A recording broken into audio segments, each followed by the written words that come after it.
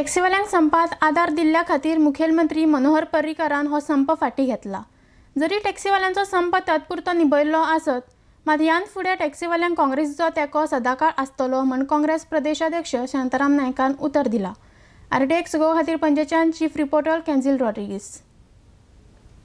Taxmen's strike is over, though temporarily. We can proudly say that it is because of the role played by Congress Party that the Chief Minister acceded to demands of taximen. However, in order to give credit to BJP, the Chief Minister met the delegation of taximen led by Deputy Speaker Sri Michael Lobo and announced the acceptance of certain demands of taximen.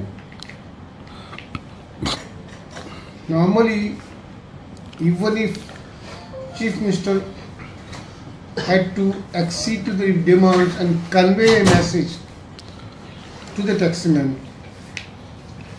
then some functionary of BJP could have done it. But Deputy Speaker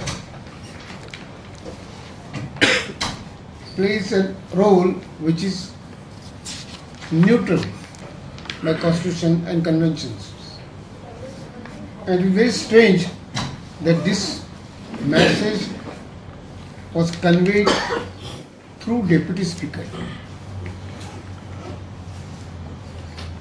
Why this was done, I cannot say. But normally, it should have been through some functionary of BJP or through some MLA of BJP. The post of Deputy Speaker has got certain sanctity, and he should be basically devoid of such agitations, etc.